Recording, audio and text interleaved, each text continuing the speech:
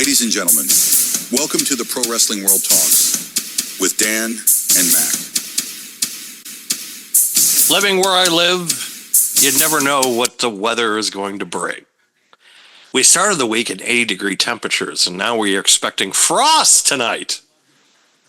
And it could be in the 20s this weekend as well. Gotta love Northeast, huh? Just a 50-degree, 55-degree dip within a period of 3 to 4 days. No big deal. Yeah, you know, it's just, I think Lewis Black said it best. He's just like, it's not weather, it's malaria. I don't know how you guys deal with it. Because I'm not booked. Good afternoon, good evening, good morning, wherever you are. You are listening to PWW Talks or watching it, whether it's on YouTube, Spotify, or wherever you catch your favorite podcasts. Of course, you can find us on YouTube under Diamond Podcasting Productions. And everything now, as far as production-wise, the WWE is now having to go all the way out to Australia for their edition of Crown Jewel. That will be happening, of course, Saturday morning. I'm sorry. Did you say they have to go all out? Oh, yeah. I think I did. You're right. You're right. That's it. I have to. I forgot to do introductions. Of course, I am your host, Daniel Burke, and my best friend of over 20 years, and also the co-host of this program, Mac. Thanks for coming on the program again this week, my friend. You said they have to go all the way to Australia, actually, but yes, the segue there is to me very funny because we have to start with some AEW news. Ironically, it's about All Out. No, actually, it was All In Texas. I was All In. Yes, all but you know what? All. That's what it is. So AEW, of course, we did watch All In Texas, which was from Globe Life Stadium, which I will admit is one of the best pay-per-views of the year out of both companies. It is in the conversation as far as one of the better shows is concerned. Top 3 for sure. Top 3, without question, which says a lot for them. They really, I felt like they put everything out on the table and they were able to get it. And I always say, it's very hard sometimes to get a perfect show. And they were able to get off a perfect show as far as who they selected to win. The matches went very well. The right guy won at the end, and everybody was happy coming out of that. I don't think, though, that the happiness, of course, Tony will tell you that everything is great in AEW and everything is fantastic. Well, the first bit of news that we need to talk about, and then we'll talk about the ratings, because they went head-to-head with NXT this week, and it did not go well.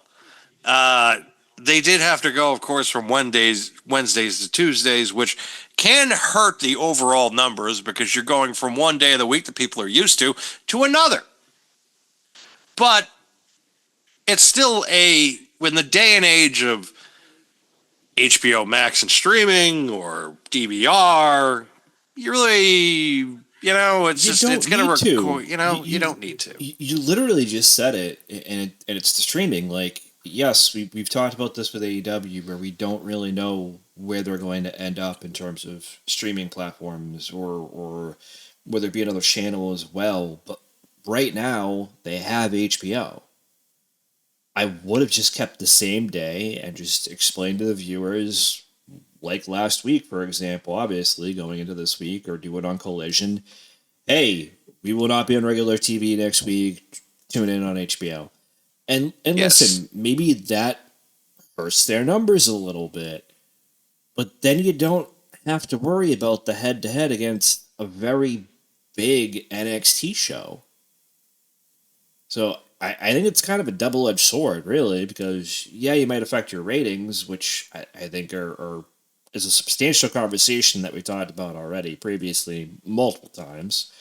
But, again, then you spare the head-to-head. So it is that double-edged sword if you're looking from a ratings perspective, or if you're looking at it from a WWE against NXT perspective. It's you're kind of damned if you do, damned if you don't in this situation. They are, and this situation is going to, because of perception, and also because of the fact too that, and there's many things to take in account for what I am about to talk about with the latest report by WrestleNomics, who have been extremely accurate as far as business is concerned, as far as real ticket sales, as far as TV revenue, contracts, and things of that nature. Oh no, this The is guys everywhere, don't. Dan. This is everywhere. I've checked But this actually multiple times since the conversation took place between us earlier when we started But talking. About I know it's everywhere. It was starting to break last night, though, and I have It to give was. WrestleNomics. Yep. WrestleNomics are kind of they are what you would call the Billy Bean kind of Moneyball guys as far as professional wrestling is concerned, as far as the numbers are concerned. A lot of inside baseball, of course, when you're in this and have to look at the full picture of things, you want to be able to go with people that you trust with the reporting. So, through the governor's office of the state of Texas, AEW was going to be getting $1 million combined state and local funding to help cover expenses for AEW's biggest event of the year, which turned out to be All in Texas, which again we talked about was held at Globe Life Field. The funding approved was based on an estimated attendance of 33,490 to 32, including 32,500 projected in February.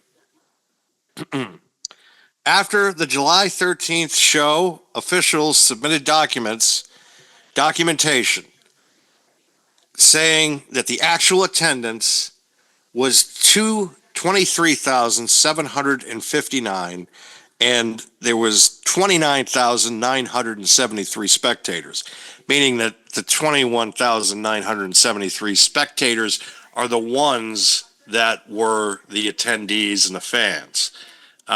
See, I read a different number. I read it was 21,973. That's accurate. So for Yes. those that are wondering, they scan the tickets in and they go by that number, right? So any ticket scanned, that was the number. The other number that I heard was significantly less than what you just said, and it was about 23,000 and change. I don't remember the exact number of the hundreds, but it was around 23,000. No, I have both numbers. I have 23,753. That's including 21,973 spectators. The 23,000 numbers is the certifying actual attendance at 23,759. Right. But that includes 23,973 spectators, that's you're looking at the fans. That does not include comps, by the way. Right. That just we don't have those numbers. We're going to get I don't think we're ever going to get those numbers. Yeah, But it could even be staff on site. It could be comp tickets. It could be yes, along with the ticket sales that we just mentioned, the 21,000. So it could be any number of factors. Do I believe that AEW staff is 2,000 people? No, I think they probably had a couple hundred, maybe. Between Probably. wrestlers and camera people and everything. But again, as Dan said, that doesn't include comp tickets and group tickets and suites and whatever else that people are going to do. So, I mean, again, when we're looking at what we're talking about here with not just their sales per se, but also that the city or the state was going to give them $1 million, it was based on that reported 33,490 amount that they supposedly were going to bring in, and that number, as we just said, fell very short. So instead of getting $1 million, Arlington City apparently is giving them 700,000 instead. Yes. Which, listen, I mean, at the end of the day, you're still walking away with something. It's just in the mind of an AEW fan or a staff member, it's not what they want. It is 700,000 off probably a show that probably in the end is going to cost like. I don't think that they lost money, but at the same time, I do think that They might they have didn't broke make. even, if They that. might have broke even if that. The thing that hurt this show was the fact that yes, he probably went from the 33,490 number, thinking because when this was being planned out, this was still under an administration that tourism was still kind of a thing. When we got the new administration in, tourism really has kind of taken a huge dive. So you're not getting the international people from other countries coming over here and spending money because of reasons. So what you're dealing with is you go from a reported 80,000 a few years back, which kind of balk at that number still. It's funny. It's funny you say that. So I have a different website up, not the one that you were looking at, because that I let lapse and now I can't get back onto it. But however, it does have the last three, including this one, all outs or all ins. Excuse me. So the first year in Wembley, it was reported, and I know you mentioned 81,000, but it looked like the reported attendance was 72,265. Yes, that is the reported number. That is the actual number that has been reported by the government in Wales, I believe, for that. Correct. Yep. Yeah. In 2024, same place, by the way, it was a significant drop off, and it was 46,476. Which, better than half, but 36% it looks like. And then this year, all in, I keep doing that, I apologize. All in Texas this year was even less than that. It was half of half that. of last year. Less than half, actually. 21,973 that we just documented. So if you're looking at just a specific trend, you're trending in the wrong direction. Just throwing that out there. You're down 33, you're down 66% from what at your biggest show the way you were 2 years ago. Correct.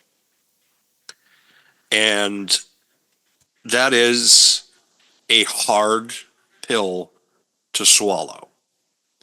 And the fact that Tony Khan was trying to get the state of Texas in the non-disclosure agreements to release those facts, because perception is reality sometimes. And the perception right now from the majority of the people in the wrestling world is, as far as the business numbers are concerned, the math ain't mathin'. There is something wrong. There is something, and again, I'm not trying to be a negative to AEW. I'm just trying to report the facts here.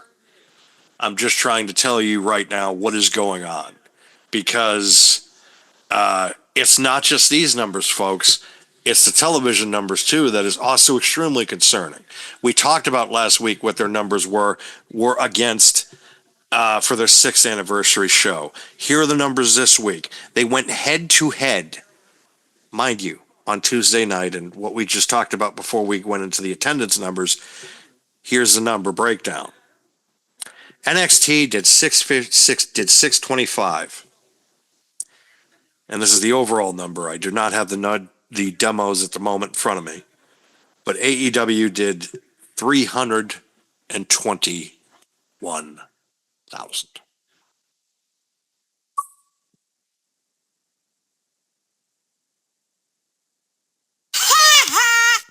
That's all I got. I mean, listen, I did not watch Settle Tuesday. I barely watched the Showdown. I almost called it the other name. Yes. Apparently, I can't do that. I barely watched that. I was. They made me want to hate it by the end of it. I'm not gonna lie. I mean, Jordan Grace made it watchable. But, Yeah, but then JC Jane didn't, and then that annoyed me. Um, I I did not care for the tag team match. I just didn't. I don't really care for the Hardys anymore. I know there's the nostalgia factor, but whatever. The Dark State is uninteresting to me. Mustafa Ali and Ethan, I thought were great. Yeah. I just they're Mustafa always Ali. good. Mustafa Yeah. Ali wanting for that job, yearning for that job again. It's funny how God there's bless some him, man. Like guys. I never liked not re-signing him. I'm just gonna say it that way. He's never gonna get out of the mid card, and I think that's fine for him, honestly. Still my favorite moment of his, and it was I and I want people to understand I don't hate Mustafa Ali. I like him a lot more than I do a lot of other guys that Yeah. seem to be kind of like indie darlings. I like him a hell of a lot better than like Ricochet, guys like that. But my favorite Mustafa Ali moment is still Brock Lesnar backstage, and he just looks at him and says, Get a life, kid. Yep. It still makes Yep. me laugh, and it's just because There was the no way coming he back did from it, that. there was no coming back. It's just like it's over, It's just, and it was the second time that he got screwed over because again, it was 2019, the Money Yep. in the Bank. He was the guy. He was supposed to take it, and all of a sudden, it's like the worst gong in the history of anything. Second you hear that music, it's just like, oh no, I'm dead. Yep. And that's exactly what happened. And uh, I knew that match was going to be good, but then to go from that to the main event, I was just like, I've lost all interest. And the fact that Joe Hendry was a special guest referee, I'm just like, no, nope. I just couldn't do it. Joe Hendry, your buddy, that was 6 months ago that you were just like, you loved him. And now all of a sudden everybody's tired of him. It's because they keep putting him in stupid situations. Sorry, I'm being mocked at the moment. I could tell. I Can't leave this open. Vast amount of All right. marijuana. What are you doing? You're the rude. You're so rude. You're so rude. Anybody heard me? No, they probably didn't. I have to go to bed. I love you. Love you. Yeah.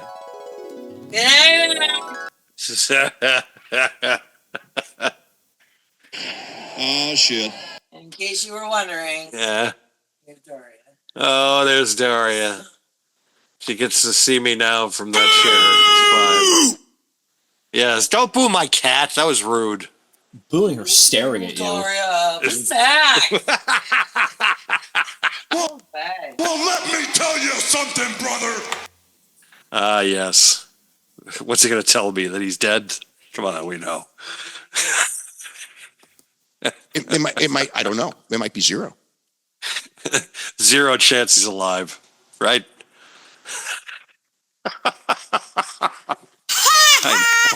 I shouldn't, because he's like a hero and all that type of stuff. But then it's just, let me tell you something, brother. It's like, well, you can't really tell me anything. Well, let me tell you something, brother. What? What are you going to tell me? Because I'm not booked.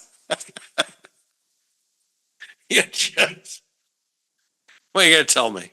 Because I'm not booked. What is it? Exactly. You're not booked.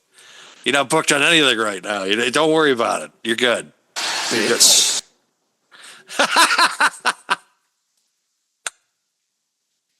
Perfect.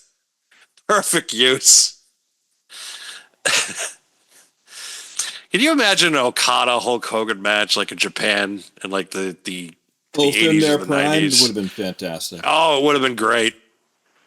Like, and because Hogan would have sold for him too. Oh, yeah, like, absolutely. Oh, like, because you think about it, because again, everybody's just like the Muda. He had a great match with Muda in I think like '93.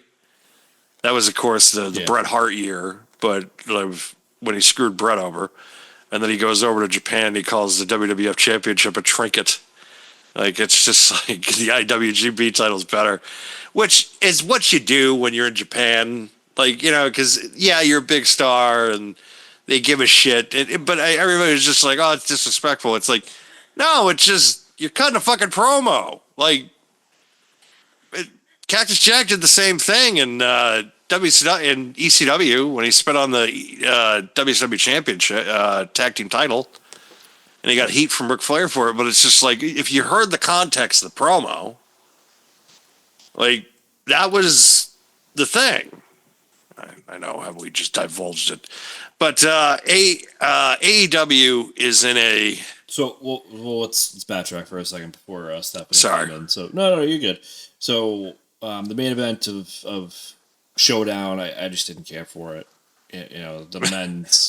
The men's quote unquote Survivor Series match that's not a Survivor Series. It just didn't do anything for me. I think it was a fair night in terms of who won what, in terms of brand supremacy, I guess. But otherwise, it's like felt like it was a letdown, kind of. I thought it was fun, kind of a letdown still. I don't know, but to your point, here's what AEW did for Tail Tuesday, because I did not watch this. So I'm gonna do what I did last time. I'm just gonna read it right from AEW's website. It's just the highlights recap. So, and apparently it was in Jacksonville too, which kind of makes me laugh. Yes, it was at Daly's place. Yep. So I'm just gonna go bullet by bullet right from their website. Hangman and Samoa Joe have a face-to-face. Mark Briscoe fires up the conglomeration for a big week. Jon Moxley defeats Tomohiro Ishii. The Young Bucks. I knew they didn't give a shit about the show when I heard that was booked. Yeah. When I heard that was booked, I was just like, he could give a shit if he wins this week. Yeah. Young Bucks need a money match. No, you're good. You're good. Young Bucks need a money match. AEW Women's World Champion Chris Statlander versus Timeless Tony Storm by the numbers. So probably a promo package. Yep. Street Fight, the Hurt Syndicate, Shelton Benjamin, Bobby Lashley, and MVP defeat The Demand, which is Ricochet, Bishop Khan, and Toa Leona. Don Callis family is here, Title Tuesday. Jurassic Express defeat KM and Orion. What the fuck those people are. The Death Riders deliver a message. I'm sure it was a bad one. God. TNT Championship. The Protostar Kyle Fletcher defeats Kyle O'Reilly to retain. Kyle Fletcher versus Mark Briscoe set for Wrestle Dream. TBS Championship Open Challenge, apparently, because we need more of those. Mercedes Moné defeats Lacey Lane. Eddie Kingston versus the Beast Mortis set for Collision Homecoming. Great. Double Jeopardy Eliminator. The AEW Unified Champion Okada and Takashita of the Don Callis family defeat AEW World Tag Team Champions Brodito. Was it for the title? I don't know. It's weird. And then it even says Ring of Honor World Champion Bandito and Brody King in parentheses, like we didn't know who they were, but okay. Willow Nightingale and Jet Speed are ready for FTR and Megan Bayne. Why is that a thing? FTR, Big Stoke, and Megan Bayne respond to Willow and Jet Speed. Brodito addressed their loss and Wrestle Dream AEW World Tag Team defenses. And Orange Cassidy defeats Pac, which, for those that have not seen Pac, he got swole. The dude was swole. He got swoller. Holy crap, he looks good. Well, yeah. I mean, but... No, dude, he got, he was already a big dude. He got jacked out. Yeah. It's probably the roids. Exactly. Roids. He's a guy that's actually, I'm sorry, I know what it is. Cocaine's a hell of a drug. He's a guy I look at, and I'm just like, he reminds me of Dynamite Kid. Yeah, kind of I can like see that. Chris Benoit, where it's like, and I hate to even bring his name up, but as far as the build is concerned, but he's such like a small guy, like frame, and it's just it looks, because you saw Dynamite, and Dynamite was one of the best wrestlers I've ever seen, and the same thing with Benoit. However, because of their habits. It didn't end well Well, I think for neither guy. I think Benoit was more concussion than anything else. Well, but at the same But yeah, time, he I mean, was juicing. He was juicing. It was proven fact. Yeah. He juiced. I don't think it was roid rage though. No. I think it was I think it was CTE, and I don't. Yep. And I think if we're gonna talk about him juicing, I think it probably exacerbated his CTE, if anything. Right? I don't think it helped, but I think it maybe contributed a little bit. But it definitely was not the only factor in what happened. That should be something I think that kind of gets looked at because of NFL players. Because I could see that. I can agree with that. Yeah, you look at.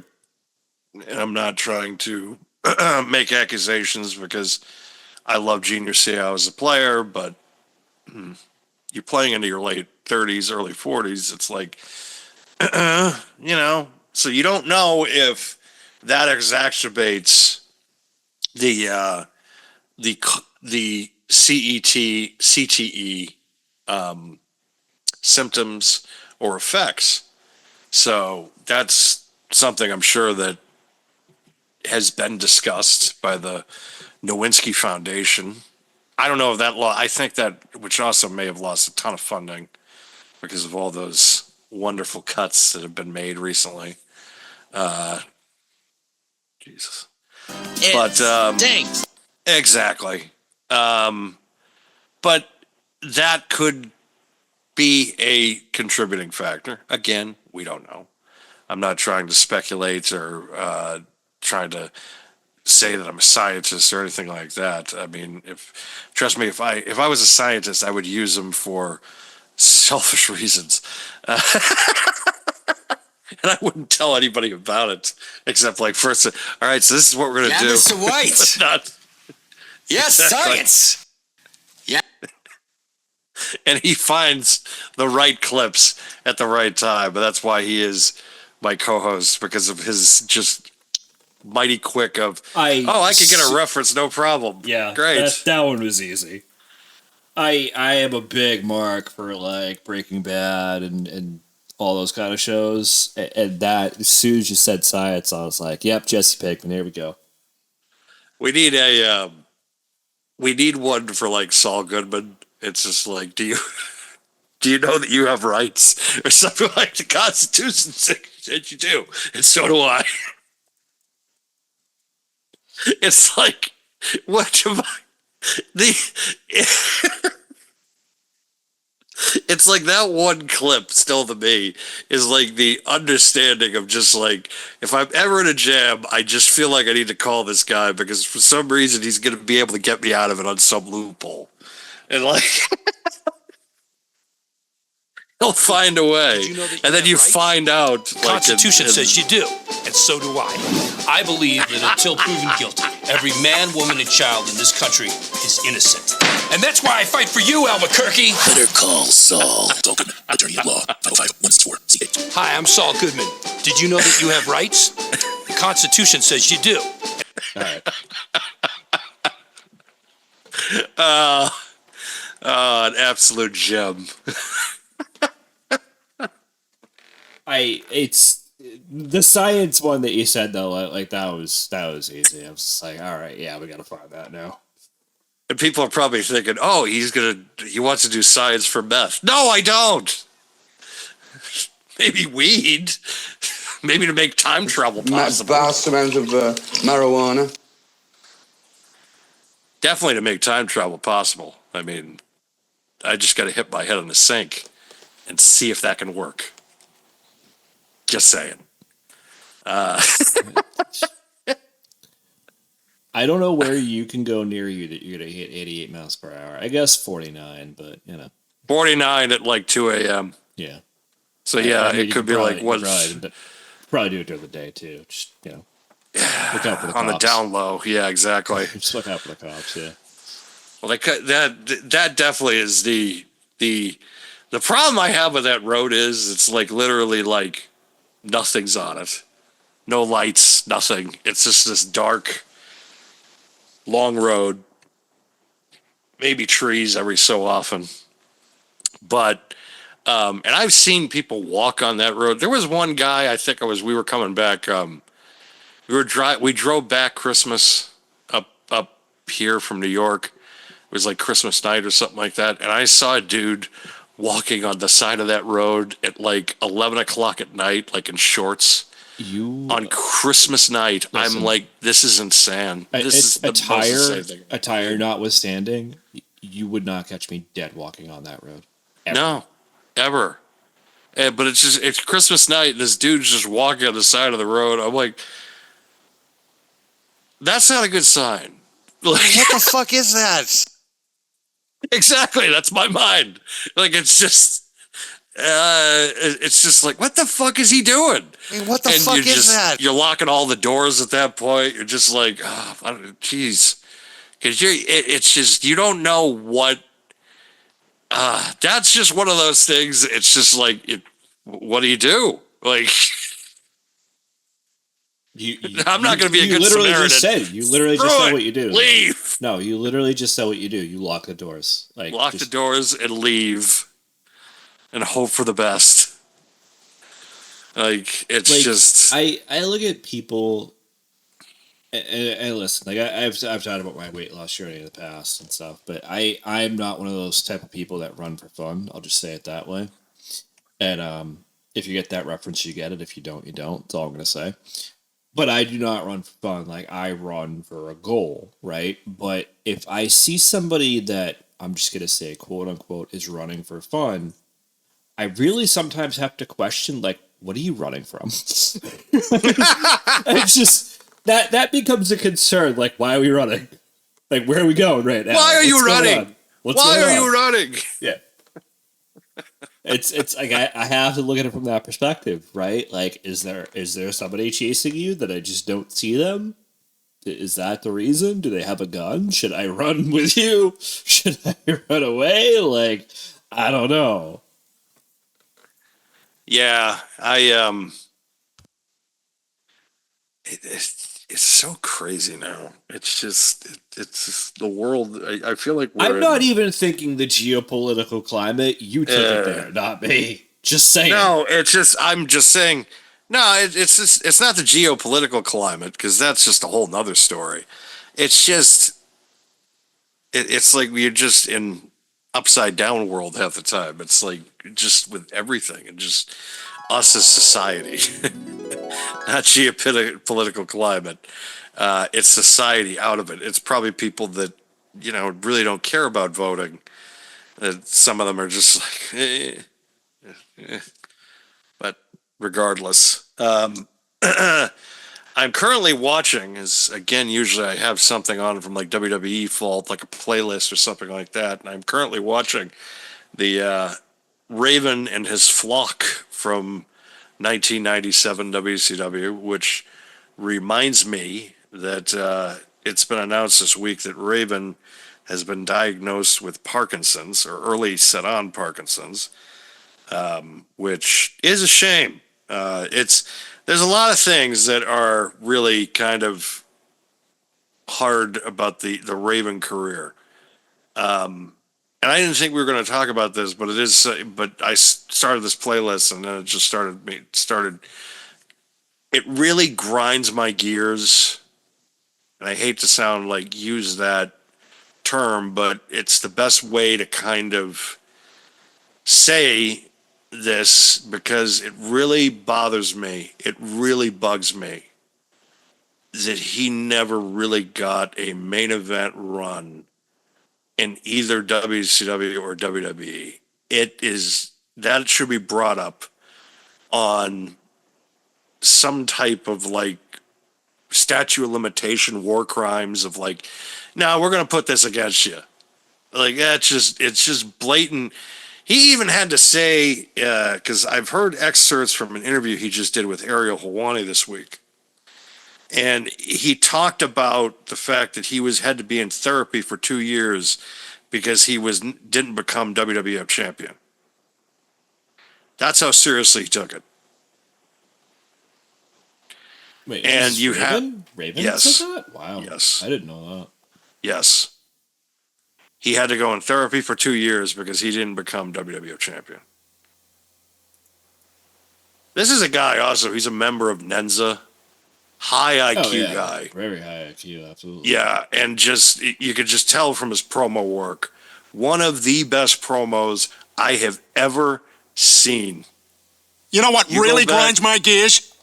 It's I knew you were going to pull that, and it wasn't by design either. I know it wasn't. You know, but it's just like when you said science. It's like it comes to me. I have to do it. I didn't know that about his WWE run. I would have expected that commentary from his WCW run, definitely. No. But not his WWE run. It's funny that we're bringing up Raven, though. I read this article, obviously, that he had Parkinson's and everything, and I felt awful because of how talented he really was, both as a performer itself, which a lot of people really just did not get to see unless they watched him in ECW, but also just on the microphone as well. It's funny that I was just kind of scrolling Google News earlier, actually, today, and I saw this one article that, WWE superstar didn't get a solid run because they went out drinking with Shane McMahon, and I immediately just started laughing. Like, that's probably Raven. Yeah, it was. Yeah. I knew immediately. I'm like, oh God. Which and it sucks that hurt him. Because it's just like, it's so dumb. Get over it. It's so dumb because it's like look at people like Triple H who ended up with Stephanie. Like, Vince could have tortured the shit out of him if he wanted to. He could have, but he didn't. But he tortures the guy who takes his son out for a couple drinks. Like, and also, you torturing a guy that could make you a shit ton of money as a heel, like a boatload. Yeah, because listen, when they brought him in after WCW and everything, you had so many opportunities to actually utilize the Raven character, and you just didn't do it. The Raven character in WWE would have been humongous because it would have been second coming of Steve Austin, honestly, as that rebellious style of character, and he just did not pull the trigger. Could have worked on he could have had a great feud with The Undertaker. He could have got a great feud with Triple H. Absolutely. Even Steve Austin could have had one with The Rock. There are so many guys. Oh, even John Cena early on in his career, too. Like, it's just Kurt Angle even probably could have had great matches. He was, dude, I'm going to put it this way. And I know there's people that are going to just agree for whatever reason, and I'm sorry, but it's to me, it's true. Raven was CM Punk before CM Punk. Oh, that's true. No, you're right. That is true. And even Punk gives him a lot of credit in the DVD, the Best in the World DVD that released. He said, I learned so much from him in Ring of Honor. And also, if you could find the clip on YouTube, it's hysterical of him doing an impression of CM Punk doing an impression of Raven. It is fucking dead on. Like, you would say, like, it's just, even the cadence, everything, the little laugh he does, it's hysterical. But Punk has given him a ton of credit and just said, I was able to work with a guy that had a mind for this business very early on in my career that was like miles ahead of me.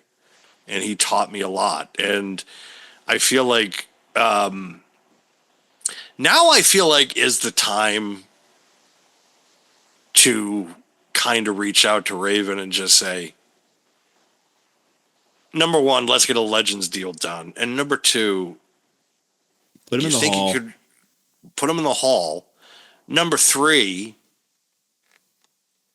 why don't you see what you can get out of him creatively? I don't put him a part of the team. I don't think it's a bad idea. Put him in NXT. It's just exactly. Put the fucking whatever heat or whatnot had to bed.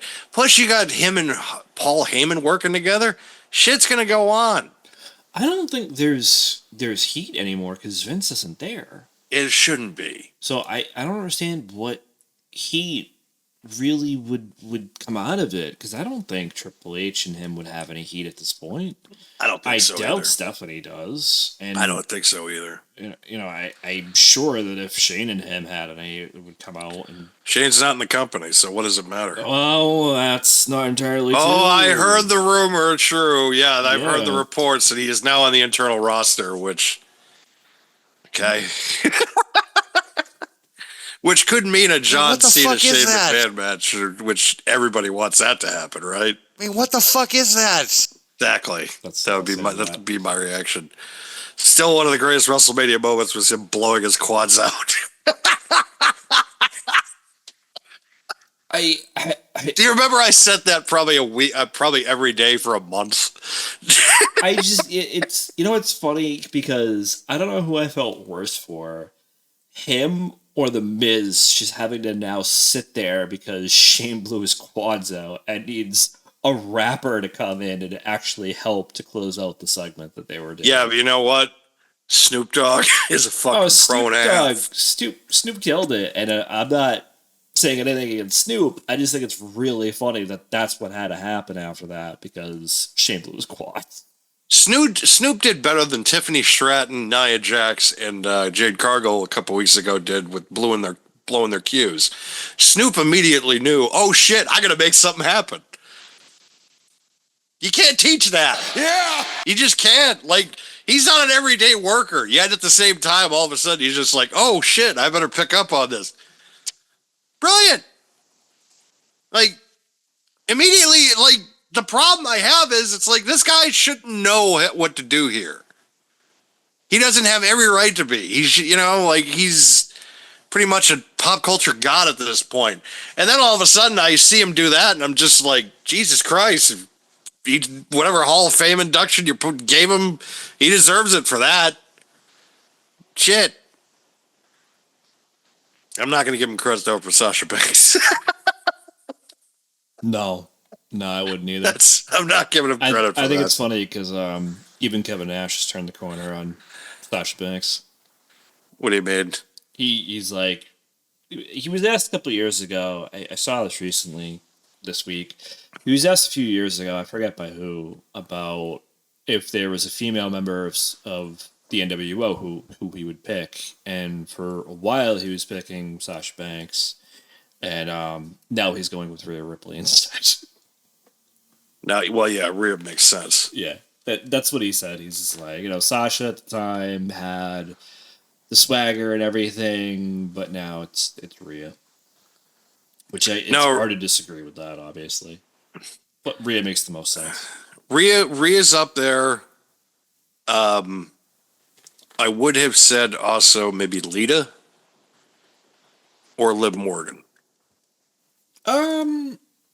Liv now, or before she got hurt, I should say. Yeah. Yes. Not prior, I feel like. No, I would say with the what I'm talking is the current version of Liv. Yeah, I get it. And then Lita, maybe like 06, 05 or 06 Lita.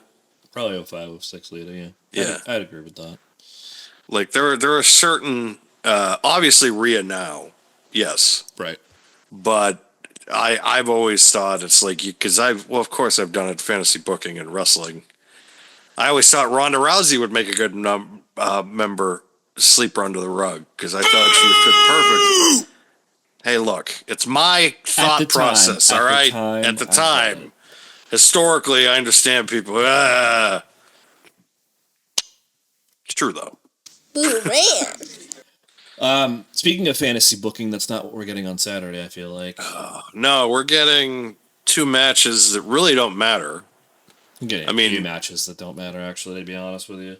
Well, that's true, but the one that the one that everybody is kind of making a big point, because it's just like, and it's obvious that the way that they're setting this up, that of course it's going to be the guy who has really been annoying the piss out of me is going to walk out of it happy.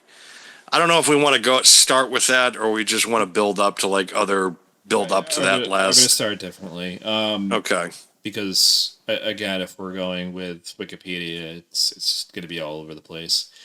And I get sick of doing that. So this Saturday, October 11th, Crown Jewel from Perth, Australia. I misspoke last week. I think I might have read the wrong times, but we've confirmed that it will be 8 a.m. Eastern for the actual start of the show.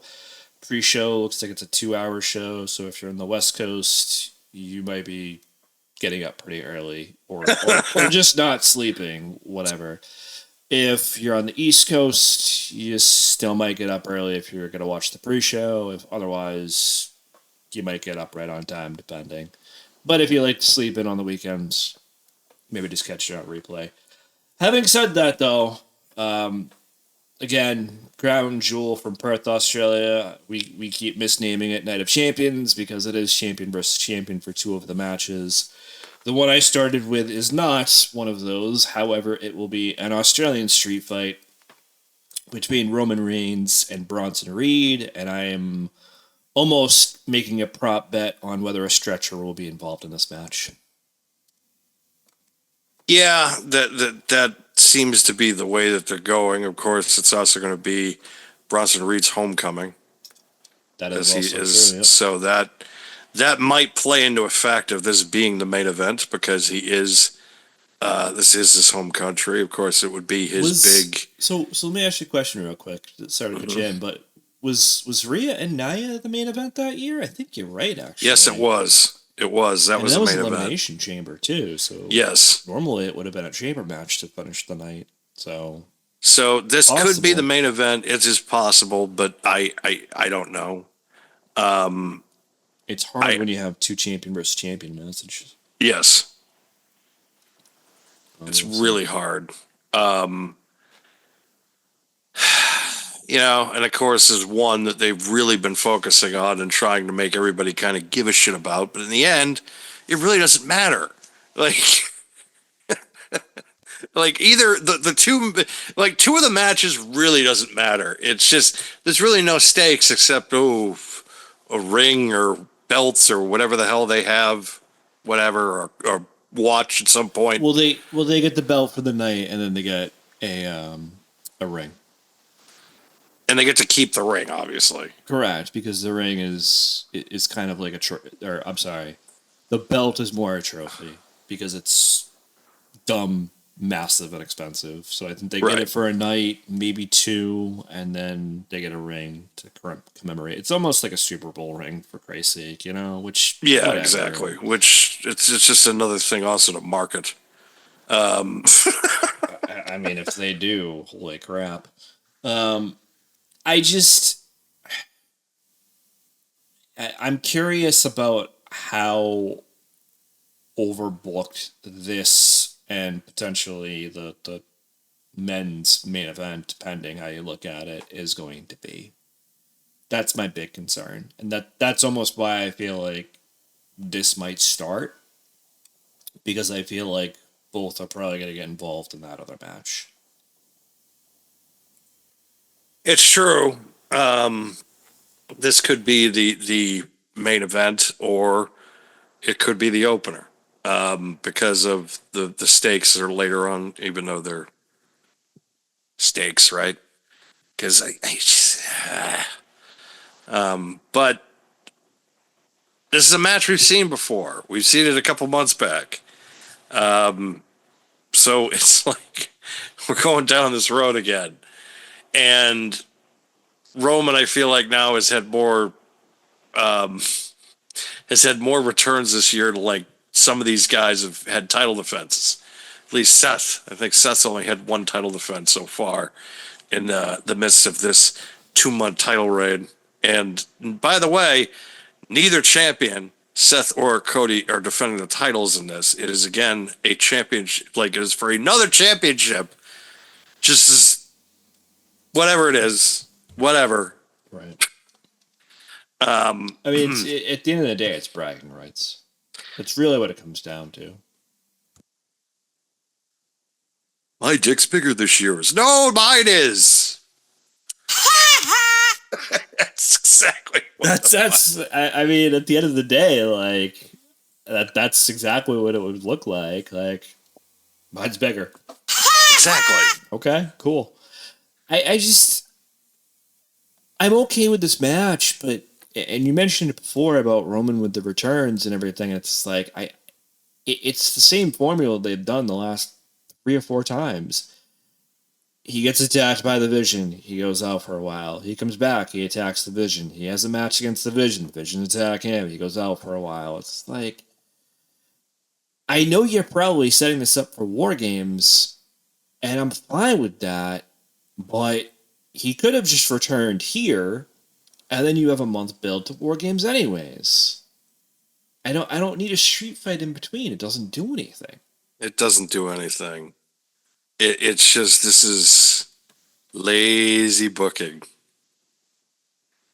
This whole show really is lazy. This whole show. I mean, the champion versus champion thing isn't lazy, but it's... It is, though. Well, it is. It's not, because they've made it a thing since last year. That's why it's not lazy. The Cody and Seth thing has not been lazy. They've done okay with that. Stephanie and Tiffany, though, not so much. But speaking of women, I feel like this will probably be the next match if it doesn't start tonight, depending on what happens with. This actually has the been other decent. placement. I'll give him. This actually has been a decent build. I love the sign in the crowd of Kyrie and Asuka with Kyrie. I thought that was pretty clever, whoever made that. But the next match is the Kabuki Warriors, Asuka and Kyrie Sane against Rhea Ripley and Io Sky. Yep. And I fully expect this to be, because you got 4 world-class performers. I mean, Io Sky, pound for pound, I would put her, like, if I could put her in the PWI 500 top 10 for the men's, I would. Because, in my opinion, she is in the discussion as far as one of the best wrestlers on the planet. Not just women, but also men. And that... Hard to argue. It's very hard to argue. And you have the Kabuki Warriors. You have Asuka, who's always been a solid talent. Kairi Sane, also excellent. They're an excellent tag team together. And Rhea with this... Rhea, of course, you're throwing her in there, which, again, you're getting her out of the title picture, which is nice. Because you kind of got to let Stephanie breathe a little bit as champion before you can do that. And also, I feel like that you also had to build Stephanie up to be just as big as a star as Rhea Ripley. And Io Sky. Like, a lot of the women, I can't really argue on their booking. Some of them. You could easily kind of segue this a little bit too, right? Because I don't feel that SmackDown really has a lot of substantial women factions right now. Which that's not a knock. That's not a knock. But you could No, I wasn't reacting to you. No, I'm just saying. The Los Angeles Dodgers have eliminated the Philadelphia Phillies from the playoffs. They have won in the 11th inning. So the Phillies are now out again. And the Dodgers are now moving on to the NLCS.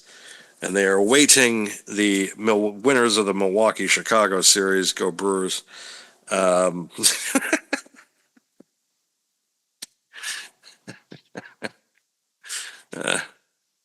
Yeah, but I needed to get. I can't believe Philly lost again. I can't. I mean, that's fair, but I mean, I got something a little bit better. Game show, Vladimir. Yankees lose. You said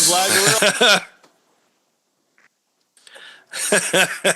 Yes, the Yankees are out again. They will not be going to the ALCS. The Toronto Blue Jays are, and they are awaiting the winner of Game 5 of Detroit and... God damn it. I know. God damn it. I completely forgot. Oh, the Seattle Mariners. So the Seattle Mariners and the Guardians, which because I really want Seattle to win. I do, because they haven't been to the ALCS since I think 2001. They've really kind of deserved to be, I think, in the discussion for winning the World Series, because they've been one of the more consistent teams in the league right now. Of course, I thought that the Phillies were going to go deep in the playoffs. Apparently not. So, goddamn Dodgers again. My God, every time. I know. When you spend, though, is like you have when you spend every year like the gross domestic product of half of like some countries, this is what happens. Except if you're the Mets.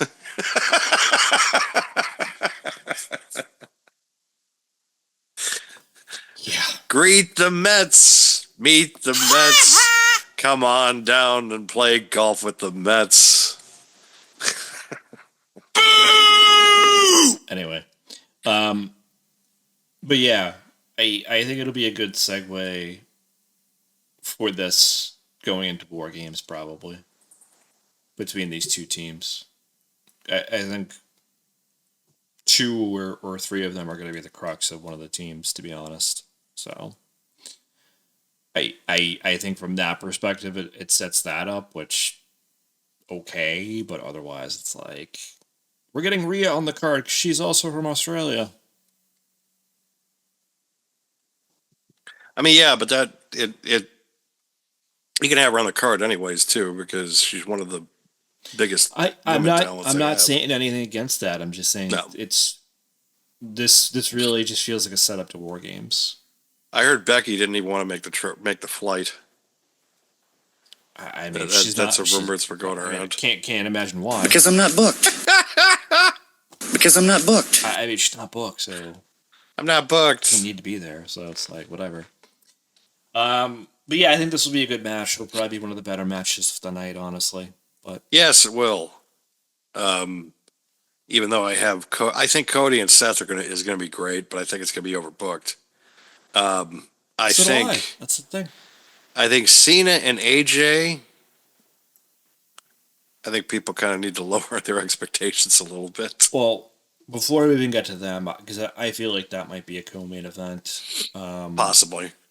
It's how often is John Cena in Australia? First of all, second of all, how often is AJ Styles? But third of all, it's the last time those two are probably going to meet ever. So I felt that Stephanie Vaquer versus Tiffany Stratton for the Crown Jewel Championship will probably be in the middle of the card.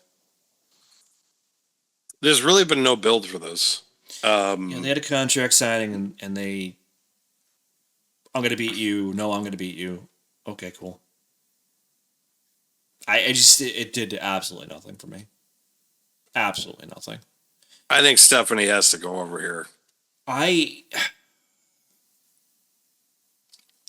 think that is incredibly difficult to say. I think if Stephanie goes over, and I'm not trying to be insulting when I say this, I think Nia Jax and or I blanked her name for a second. I don't know why. Jade Cargill might get involved, and I think that might cost Tiffany the match. That is honestly the only way I feel that Stephanie wins, and it's not a knock. It's just, and hear me out. Tiffany, No, I'm not. No, I'm just. No. I know you're not. I'm just saying. No. Tiffany has been champion for almost a year. Mm-hmm. She's also younger than Stephanie is, which, in a lot of people's mind, that's, future of the business kind of stuff because of how young she actually is. I do think Stephanie should go over, but I just don't know if I have them, either one of them, really win clean. It's tough. It's really tough. Because my thought process is that I feel like with Stephanie, you have megastar in your hands. And so do you do with Tiffany, but at the same time, I don't know. With Stephanie, I feel like it's it's the better decision. And I'm not knocking Tiffany. It's just Tiffany doesn't need it. I feel like Stephanie does. It's Tiffany's had the year. She's had this, big win at WrestleMania. She's had some really big wins. And again, this really doesn't hurt her. Because again, it's another, like it's the championship, but it's a championship that doesn't matter because you're already the women's champion anyways. You're not losing anything. I feel like Stephanie, her getting that puts a notch in her belt in a championship reign that really has just started out, and you kind of want to get her established. And I feel like doing that, kind of off the bat, yeah, it's a bit unorthodox, but again, sometimes you just have a feeling about like people's withdrawing power. It's not going to hurt Stephanie. It's not going to hurt Tiffany's drawing power whatsoever. Because I'm looking at it from, she's got a young championship reign, and not saying that there's been like a lot of negativity, because I don't think there hasn't. No, I don't think so. But I still think that like Stephanie kind of still needs that kind of push into the right direction to make it kind of more meaningful. So that's just my thought process. I don't disagree. I think there are arguments for either one, right? Like it's not Cody and Seth, like of who we want and stuff like that. And it's very clear who we will want in that match once we talk about it. Mm-hmm. But I think with this one, I feel it could go either way. I don't disagree with anything you just said. I do think that your point that Tiffany really doesn't need it is 100% valid. I do think to a certain point, though, she kind of does. Because I do think that Tiffany has had a couple of duds. And I don't necessarily blame her just on those things. I think some of them have not been her fault. Like what happened with Jade on that SmackDown was not her fault. I do think she was part of the issue with why there was a botch at the end, though. And I think this would help boost that confidence. I do think the other counter argument for Stephanie winning is also valid, though. I think, yes, it is unorthodox, as you mentioned, but I also think that deciding to go with Liv Morgan over Nia Jax last year was probably considered a little unorthodox. Not from a booking perspective, but just a size differential perspective for sure. So I don't, and even the same with Gunther. I think a lot of people expected Gunther to win last year against Cody. Yeah. So, stranger things have happened. I do think there is an argument for either woman, but I do think that they both kind of need it just for different reasons. I think in terms of a booking power, in terms of solidifying the reign, Stephanie needs it more, 100%. Right. So I think it'll be a good match, though. I think it's something that they could both do. I really hope that part of the reason you have not booked Stephanie lately is to start helping her prepare with some of the talent to book these good matches. Right. So that's the hope, because I do think her style is a little different, especially compared to what Tiffany has wrestled lately with Jade Cargill and Nia Jax. It's very different. So I do hope that they at least are able to put on a great match. And honestly, I'm going to be okay with whoever wins. Arguably, I'm a little bit more towards Stephanie winning than Tiffany, but I'm not going to be disappointed if Tiffany wins either. I'm not going to be disappointed, and I think your dud point is pretty valid. But again, But I don't put that just on her. no, I know. You know, But at the same time, it's a valid point. But also, I look at it from Tiffany could win next year or the year after. Like, she's going to get hers at some point. oh yeah. I mean, she's But- what, like 26. I mean, Yeah, it's like She's plenty of time to when I win. look at Stephanie, it's like, you kind of do it. You gotta kind of do it now. All right, Like- so let's find out. So Tiffany just turned 26 this year. I believe Stephanie is 31. I believe 32. Close. She just turned 32 this year. So I mean, listen, like Stephanie Vicari still has plenty of time. She Let's does. put it that way. She's still phenomenal talent, great shape. We're good to go. I'm not worried about that. But you still have to make the consideration that she's got 6 years on Tiffany, and the window is only going to get smaller. So Yes. Same with Tiffany, though. Her window might get a lot smaller. We have no idea what's going to happen in the future. Who the hell knows? But here's kind of the one thing I will make the argument for that maybe flips it towards Stephanie a little bit. This is the first South American you have put a major championship on, especially for the women. Giving her this other one just solidifies that as one of their premier South American talents in the industry. I think that says something. Yes. So, like I said, I still think it'll be a great match. The next match, though, I'm not so sure it'll be so great. As you said, we should probably lower our expectations for John Cena and AJ Styles. Well, again, because it does feel like he's had kind of a month or two off because can you count the match he had with Brock? You mean the But- dismantling? It's like you can't even count it because it was just like, oh, he's gonna die now. But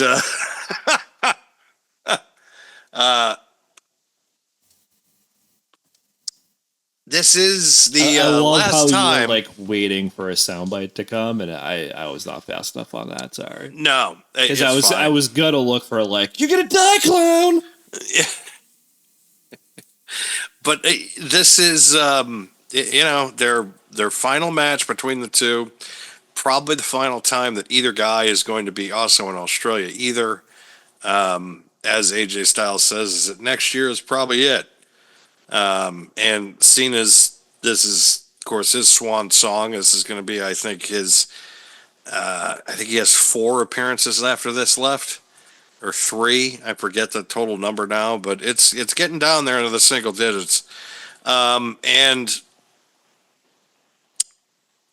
it'll be nice to see these two kind of get together, a nice nostalgia trip. They haven't had a one-on-one match, I don't think, on a major show in 8 years, so it'll be fun from that perspective.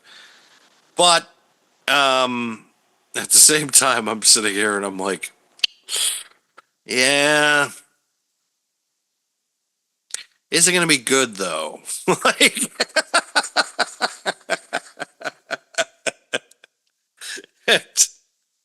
I mean, it could be.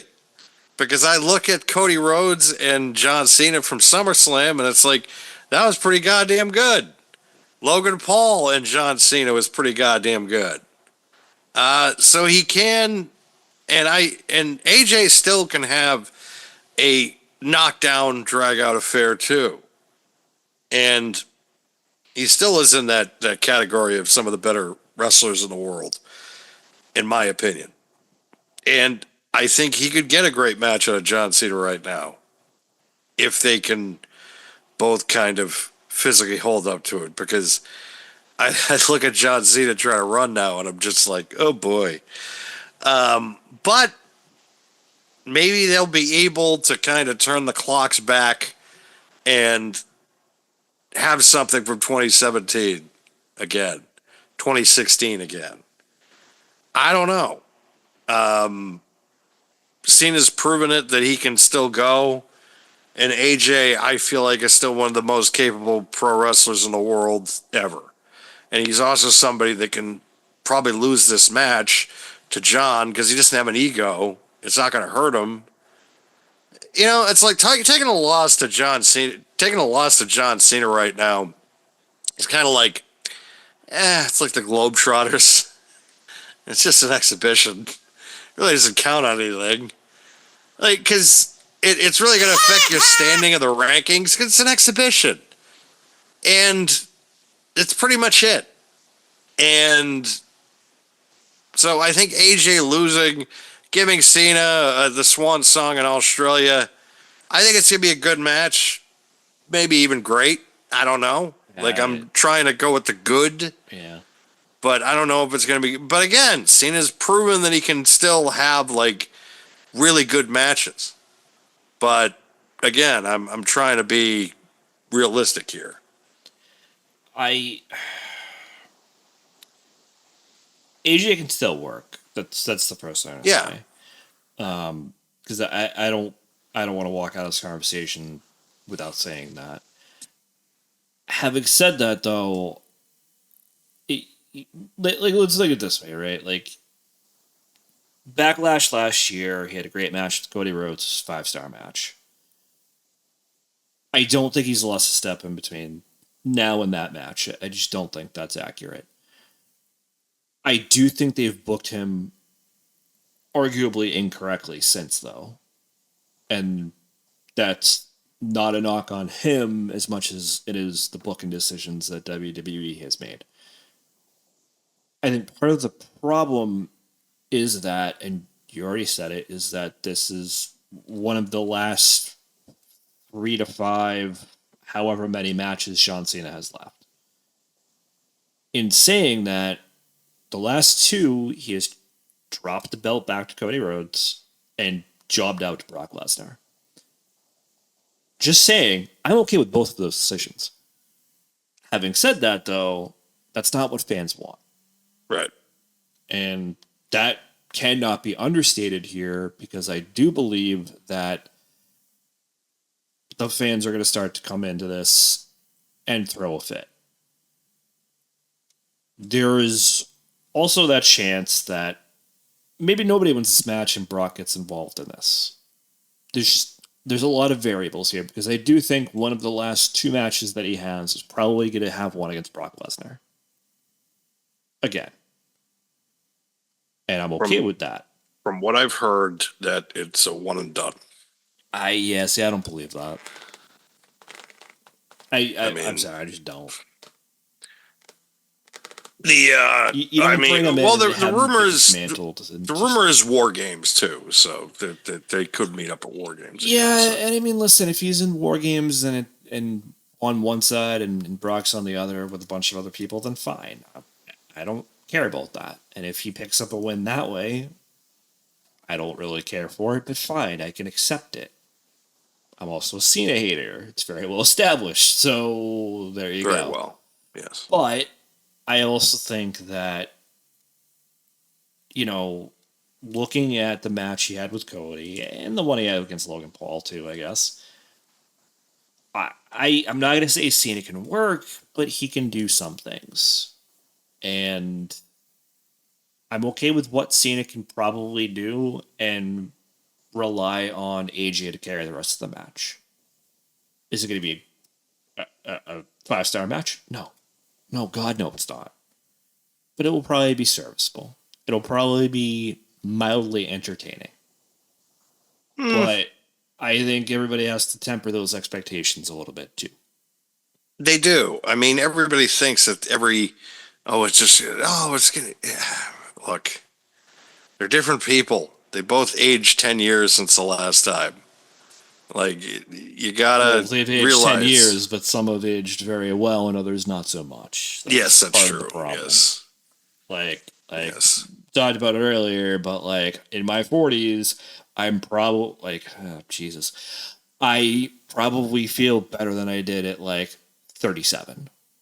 Right. Do I feel better than I did at 34, 35? Maybe. At 31, probably not. maybe it depends. Having said that, though, we all age differently, and people are able to do that through a variety of methods, and I'll throw that in air quotes, even though I'm not on camera right now. I think AJ has aged very well. He still is able to perform at a very high level. John Cena, not so much. No. So, again, just whatever your expectations are, lower them a lot and temper them. And then you won't be disappointed. Unless you want a certain person to win who doesn't. Then be disappointed. People are going to be disappointed regardless, I think, because... Fucking AJ Drops, I'm going to be really fucking pissed, actually. Well, I understand I am too, but at the same time, it's like, I'm also going to sit there and be like, well, he's probably going to lose, but, you know, can you do? It's just that they're going to cater to... It's his retirement, so they're going to cater to him. So we just have to sit there and be like, all right, fine, shit, god damn it. Ugh. They should have done this when he was a heel. I'm just going to say it that way. When Cena was a heel a few months ago, this is when this match should have happened. I agree. Shouldn't be happening now. But it is. But it is. We have to deal with it. And we have to deal with the consequences. I agree. I don't want to see it now. Like, it's just, there's really no stakes. Again, I feel like it's an exhibition match. It's like, all right, what can we do? Because it's not going to affect anybody's legacy in this. It's an exhibition. That's it. It's still going to be fun to watch. Well, yeah, I guess. It's going to be better than fucking Cody and Seth, because I'm just going to be like, ugh. Well, that's unfortunately the last match we have to talk about. Good night, everybody. I'm glad you were all listening to PW Talks. We'll see you next week. I mean, listen, at the end of the day, all I'll say is this. I've liked the build more than I will probably like the match. Because if the street fight is not overbooked, this will be. And if we don't see Brock in the last match, we might see him here. I don't know if he's going to take that long flight. Listen, if you're going to book him for War Games, I think he has to. No, you can get him on Raw, though. You could, but... Like, you could just get him on Raw. Cody's not going to be on Raw. Unless they're doing Raw in Australia, he's not going to be on Raw. Yeah, but I don't think that Cody, I mean, Brock can show up whenever he wants. I don't know if he's going to make the flight, though, that's a long ass flight. Fuck you, pay me. That's true. If they're paying him, he'll fucking do it. That's true. It's like, how much are you going to pay me? All right, fine, I'm there. You're going to pay me to 14 hours to be there for 5 minutes? Sure, pay me. I just... Listen, at the end of the day, he can make a vacation out of it, too. Like, there's that, too. But... He flies private, too, so it's fine. Yeah, I mean, at the end of the day, I'm not really concerned whether he shows up or not. I just feel that if he doesn't show up against Cena and AJ, this is where he's going to show up. And it's same thing we talked about with Bronson Reed and Roman Reigns. If, Braun Breaker's going to get involved in any of the matches, it's going to be one of those two. This or that. And I just... Fucking him. I don't want any of this shit, man. Like, Did you watch Raw this week? No. So he's like pushing Paul Heyman to be like, what happens if I lose to Cody? And I'm just like... Yeah, I saw that. It's like, you're not going to lose to him. Yeah, it's like, first of all, you're probably not going to fucking lose because it's going to be overbooked. Yeah. And probably the reason you're asking is because you're probably going to find your next War Games member to figure out who's going to screw over Cody. And it's going to be you and your team against Cody and his team. And it's just I don't care. All of a sudden, though, it's like he goes from this guy, he's going out there, he's cutting these long-winded promos about being the visionary and all this type of stuff. And within 2 months of his championship reign, in a matchup that there's literally no stakes, he's questioning everything and also his leadership as the stable mate. This is how bad you are making this guy out to be. You put him with his wife to go up against CM Punk and the returning AJ Lee after a decade.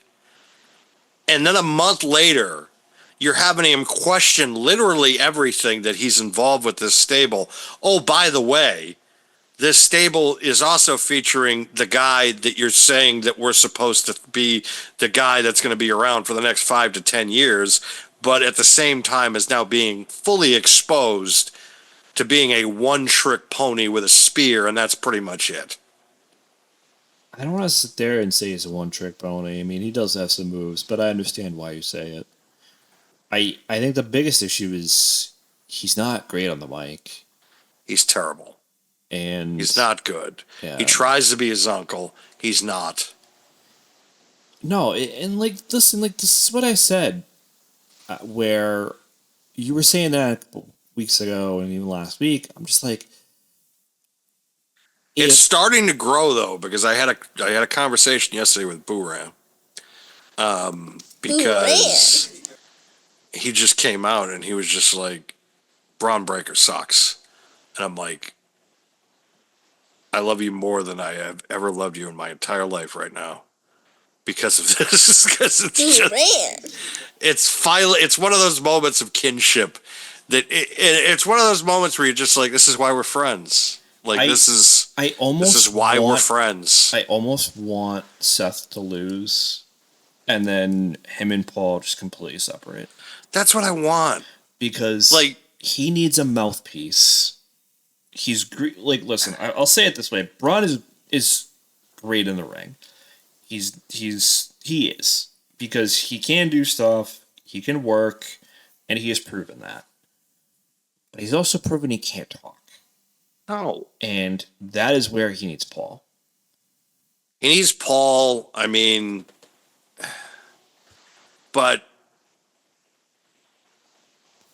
they're not going to do it, is the thing. No, they're not.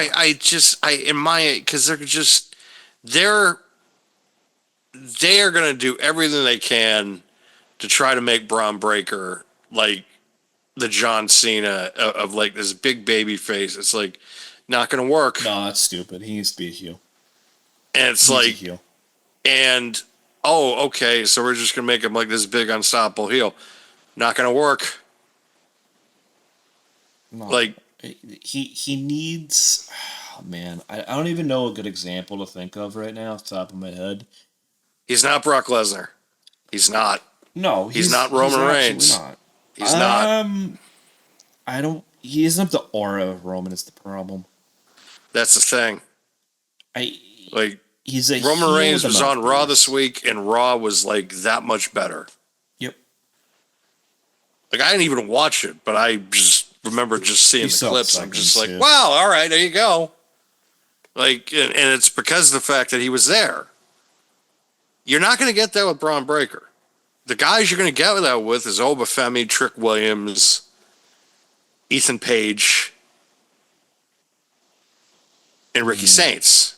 I don't know about the last two, but definitely the first two. Ethan Page, the star. He is, but when you compare Ethan Page, I'll give you Ricky Saints not right now. You put Ricky Saints is gonna take him a bit, but I think he's take him another year or there. two probably. Yeah, he's got the talent. He does. I think the biggest issue for me is the size differential between those two and the first two, because Obafemi is a big dude, Trick Williams is a big dude, and then you got Ethan Page, who's a lot smaller than both of them, and you got Ricky Saints, who's even smaller than Ethan Page, I feel like. And it's not a knock. They're phenomenally talented, both, in the ring and on the microphone. More so, all four of them than Braun Breaker, arguably. I just think that Braun is one of those guys where it's like, he's not Brock Lesnar, but you almost have to book him like he is. And Yeah, that's that's the a thing. shitty place to be because he's not Brock. He's not Brock. He's never going to be Brock. He needs to be booked like it, though, is the problem. And that That's- is exactly where I'm throwing Heyman and name in the hat, because first of all, they're already working together, but second of all, that's what you did with Brock. And it worked. Once you gave Brock the mouthpiece of Paul Heyman, it was money. Because Brock didn't need to do anything else except wreck house. And unfortunately, that's kind of where Braun Breaker is right now. And it's not a great place to be because you've already booked him into this corner of he's a beast, he's a monster, whatever you want to call him, with his Intercontinental run. Then you took the belt off of him and you stuck him with Seth Rollins, which was dumb. Just objectively dumb. Because Paul Heyman is not his mouthpiece. Paul Heyman is the mouthpiece for the entire group. And for a few weeks, Paul wasn't even talking. And I mean, now he is, and it's like, you're not helping anybody. You're just talking for the sake of talking. There was an entire pay-per-view, an entire build-up of a pay-per-view, where those guys were not even in Seth Rollins' universe. It was just him and Becky. And I mean, now those technically, guys... It still is. It still is. Yeah, exactly. It still is. It's Seth and Becky now. No one is looking at Braun Breaker. It's not putting Braun Breaker and Bronson Reed in the main event scene. They are J&J security, like I have been telling you people for months. And they have pretty much proven that. The way that they're booking those guys. And it's frustrating because, yeah, I understand their logic with Braun. But at the same time, he just doesn't have it, in my opinion. You know what? It's not even that for me. I'm going to say it in two different ways here, right? So the first thing is this. I hate the fact that we're referring to as the Brawns on television. Should not be calling them the Brawns. I was talking to the Brawns backstage. No, stop calling them that. You were talking to Bronson and Braun, or you were talking to the Vision, whatever you want to say. Stop calling them the fucking Brawns. That annoys me. I know it's one of those small, granular things, but to me, it's dumb and it's annoying. The other thing that bothers me about this entire thing is that, kind of like you mentioned, like they're not even in Seth's radar. Not. Like, the last 2 weeks, they're showing segments of Becky pacing around, talking to herself, basically, and he's not even invested in whatever the hell she's saying. No. And that, to me, is stupid. Because if you're trying to build up two guys, just arbitrarily sticking them in a faction isn't doing anything to build them up. The biggest thing with Braun Breaker that has annoyed me lately is that any of the momentum that you have started with this kid, you've just immediately shunted it. It's gone. It is. And we had the same criticism with Stephanie Vicaire after she won the Battle Royal to become the number one contender. I don't blame that on her. I don't blame that on Naomi. I blame that on them because they should have continued to book her on television. They weren't doing it. How are you going to get people over if you're not prominently featuring them? So let's come out of this conversation just real quick for a second, because the other news that we didn't really discuss at all, actually, on the WWE side is whatever the hell was going on with the contract of one Santos Escobar. Oh, yeah. The interesting part of that was, as of like Tuesday, he was gone. He was out of there. Supposedly And- Monday night, he was going to be out Tuesday because he did not want to resign. Apparently, they had made numerous offers and he turned the majority of them down. The story goes is that he went to them with I'm just going to say creative, just going to say it that way. And then he was resigned. Yep. So that tells me that two things: that there are talent, saying it that way, that is potentially unhappy with their creative current vision, I should say, excuse me, not to make the vision pun, but they're upset with how they're doing creatively as a character. And for some, that might be a reason they might be willing to leave.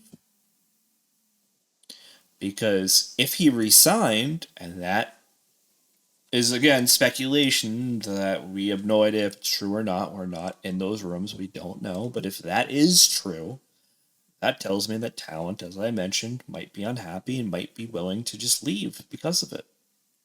And it's not just all about money, because apparently Santos Escobar was offered various sums of money that he completely turned down. But when creative discussion came into play, apparently that's when he resigned. Mm. I think that I think the company is also at a point where they need to start welcoming the ideas of talent if they have a pitch, to go in there and be able to try to sell themselves and sell an angle to not only get themselves over, because you need to start doing that a little bit and listen to your talent. And if they have ideas, let them come in and pitch it. At least, so that way, it's hard to say if Karrion Kross did the same thing, because I personally think if Karrion Kross wanted to stay, they would have been able to kind of work something out and be able to give him the creative freedom that he was looking for. I honestly think that his whole angle and why he's kind of in the way that he is in his free agency, it's thinking that it's making himself more marketable by doing that. And also he can come off and be like, well, like they didn't I think a lot of it that he is saying on his end is fabrication. I think they did offer him and Scarlett a deal. I think that the money probably didn't match what they wanted. But to me, it just looks very bullshitty. Because you look at the Santos Escobar situation, and it's like, he's gone, he re-signed. I think that there is a little truth to what Karrion Kross says, or Killer Kross, I guess. How much and about what becomes the question. Because, to your point, I do think that maybe not fabrication, but what's the word? Liberal use of exaggeration, maybe, of events that transpired is probably the better way of saying it. Because I don't think he's entirely bullshit, but I think with some things there is potential for bullshit. So one of the things that has come to light about that is that he was offered a contract very late and given not a long time to think it over. I think that's kind of bullshit. I agree. I 100%. think that maybe he had less time that he would have liked, but I don't think it was this 11th hour contract that he's talking about. I'm sorry, I don't believe that. To that point, I do believe it was probably a situation of if you resign, we'll resign Scarlett. Let's be real. Everybody knows that he wants to work with his wife. Of course. Let's be real, and I understand that completely, right? Like if you're in a relationship and you work together, you want to keep that going, because then that's very easy to maintain. Then at that point, both as a relationship and everything else, obviously. You know, does she know that? No, she didn't see it in writing. She didn't see a contract. And maybe they were waiting for him to resign to be like, okay, now let's draft hers up. Like, what do you guys want? Like, nobody knows, right? I do think it might have been said, though. That part I do kind of believe, because being realistic for a moment, looking at his previous faction, the Final Testament, they're not going to pay Paul Ellering a lot of money to just be on screen. Right. They're probably not going to pay Scarlett a lot just to be on screen. So that's probably why they wanted to situate him first before addressing Scarlett. I think as a business, that's kind of fair, right? You got to protect your bottom line. The bottom line is the actual performer himself and not the valet wife. I'm sorry. I'm not trying to be rude. I'm just being honest. Even though for him, maybe that's, different scenario. I'm just saying. Mark Mara. But anyways, I just, it's a situation where I do, again, going back to what you said and what I have already said, I do think that some of what has been discussed in the mainstream media about him and his contract status upon leaving WWE is probably 40% true, 60% maybe not so true. But yeah, I just think there's no way they gave him 48 hours to make a decision. There's no way. I heard less, but I mean, I don't think there's no way. Either. I don't even think it's 48. They probably gave him like a week, and they might have offered him something, and he's like, nah. And then up the money. Maybe then that's when they turned around and be like, okay, this is your final offer. You get 48 hours. Yeah, it's like that, which to me is that happens all the time. That part does. Like, it's just like, all right, offers, and then if you don't sign the last one. Oh, but they're not giving me enough time. Yeah, but they've offered you like 6 fucking increases, and you keep saying no. Mm-hmm. It's not running out of time. It's called negotiation. Like, if they start the contract, they didn't offer me a contract for 30. No, they probably did.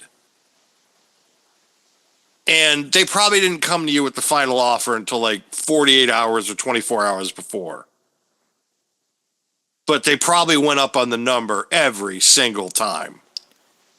I mean, listen, and I know this scenario has been apologized for, but at least you didn't get your shit sent back to you in a trash bag. Just throwing that out there.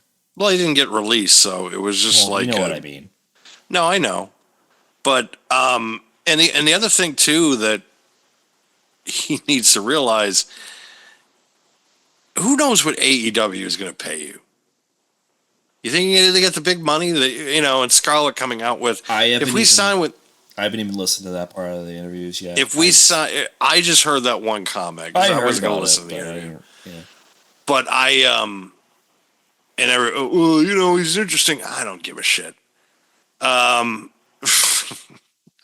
don't. But, to the people that are going to sit there and say that, and whether that be them themselves or his fans or AEW fans for that matter, all I'm going to say is this. And all 600 of them.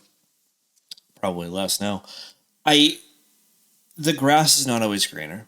No. It's not. And that, in terms of AEW, especially, in my opinion anyways, continues to be proven. Because you see this talent that goes, and, I will make arguments for certain talent like Bobby Lashley and Shelton Benjamin. They've been able to be successful and to maintain their status as being on television and booked regularly. But that's not everybody. That is not everybody. You could make like you heard me rattling off what happened this week on Title Tuesday. Did I say MJF anywhere? Did I say Darby Allin anywhere? No. These are guys that have been there. And just saying. Because I'm not booked. They're not booked. And here's the facts. If any AEW sicko that's listening to this program right now wants to have this argument, I am going to throw this out there. Oh, shit. And make this because I know that someone's going to out there is thinking right now what I'm about to say for a matchup. Oh, it would be a banger.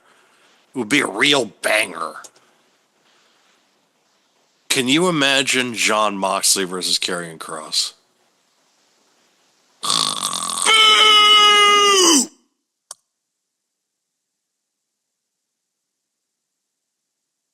The whole building would get suck of oxygen because everybody would be put to sleep within the first 5 minutes. Stinks. Karrion Kross's style does not mix in AEW. It just doesn't. AEW's style is, and the fact is that Karrion Kross's style really doesn't fit in WWE either because he's a brawler, he's a grappler, he's not. If he's such a fucking badass, if he's such this, if he's, like with his book, he wrote like fighter in it, and I keep repeating it, and I'm just going to keep repeating it. If Karrion Kross was such a fucking badass that I wanted to take fucking seriously, this guy would be in UFC or an MMA. The only person I would want him to fight in AEW is Bobby Lashley. That's it. And it's because they and Lashley would hand him his ass. Do it. Yeah, I mean, listen, they know each other and they've done it. They could shoot, and that's fine. But that only lasts for so long. And that's the biggest problem. And it's funny because when I watch guys like Dragon Lee, I could see him facing a guy like Karrion Kross. They just never did it. And I'm fine with that. I really am, because I think there are other high spots that you would potentially want Dragon Lee to be utilized for because of his lucha background, too. And again, I'm completely fine with that. But that's like a dime a dozen. Like, I look at Santos Escobar and the feud that they had when they were NXT, and he was Killer Kross. And I'm fine with that too. Like, that was able to work. Santos Escobar had a decent style, very similar to Dragon Lee, obviously, in that sense of being able to adapt to a guy with a different style. But that's not everybody. And it sure as fuck ain't Karrion Kross.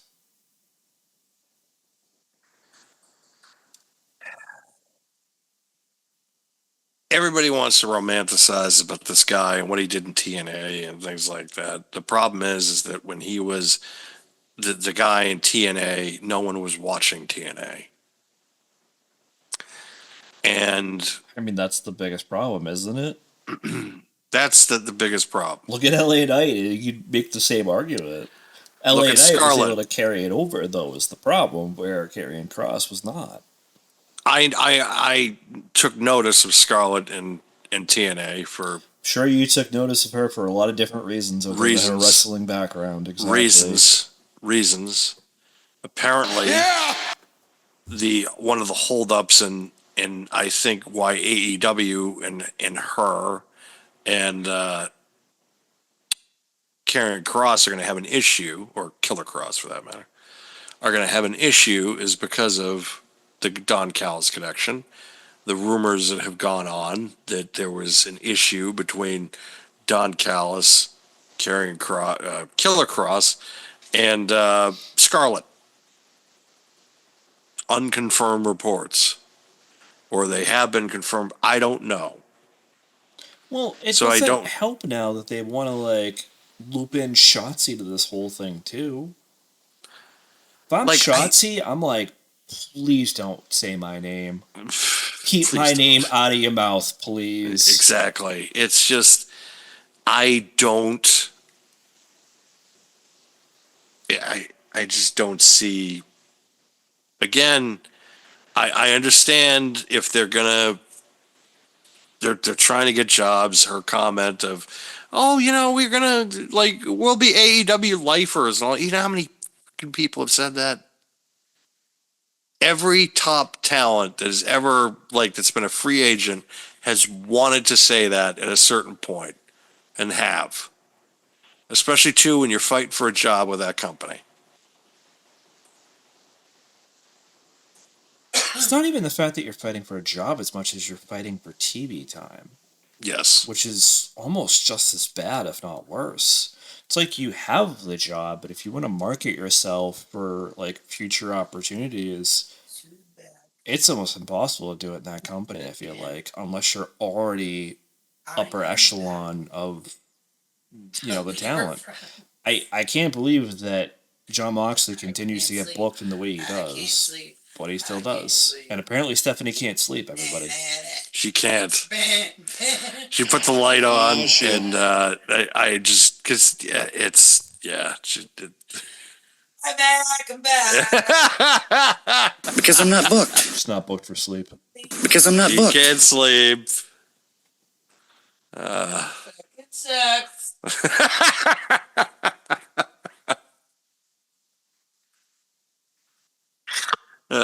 Good Lord. Well, I don't know a better place to end the show, so I mean... I don't know, right? Yeah, it. exactly. She can't, it's just, I think we have said what we've needed to say pretty much about everything. We've talked pretty much about everything we could. Oh, don't let me just be the party pooper. You're not party pooping at anything. We were wrapping up anyways before you even came in. Because I'm not booked. But so early show Saturday, 8:00 in the morning. So if you want to get some good decent cereal and throw it back to the old days of the cartoon Saturdays, the Saturday morning cartoons, you have the ability to do that now. I'll get my children's cereal ready. Crown Jewel taking place 8 a.m. this Saturday on ESPN. So be sure to check that out. I'm so mad that there's no Denny's Lucky now. If I was going to get up early, I'd go to Denny's and bring it back and watch the show. Right. They even tore the whole building down. That's the upsetting part about it. Yeah, I mean, that was the first place. That was the place I went to when Aaron Boone hit that home run. And I think I called you from the parking lot and just said why for about 45 minutes. That's what I said. She's telling me to wrap up.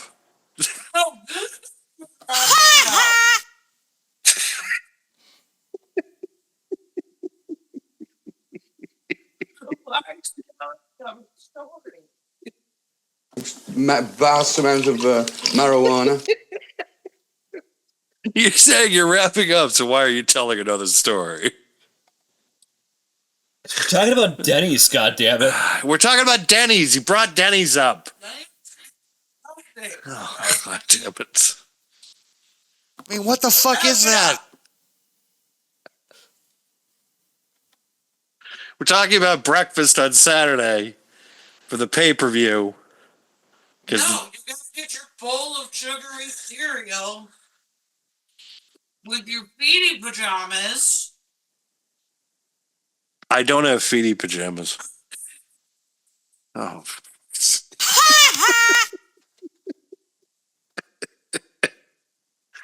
And thick crisscross applesauce on the floor in front of the TV and eat your cereal in your feety pajamas and watch the show.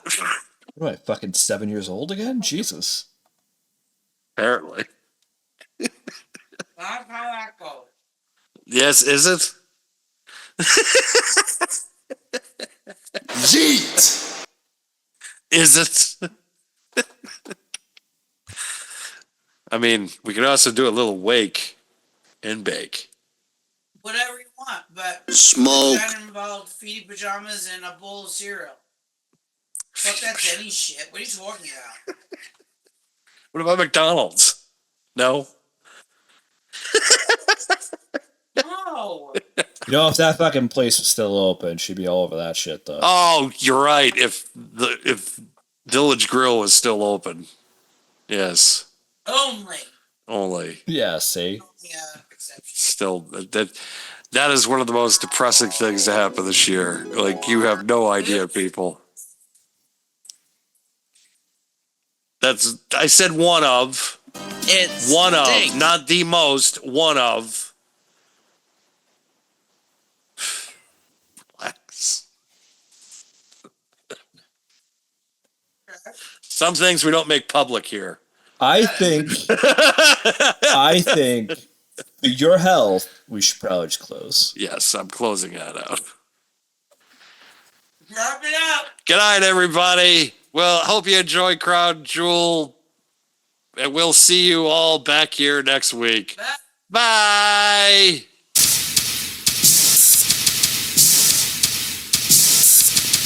Yeah, Mr. White. Yes, science.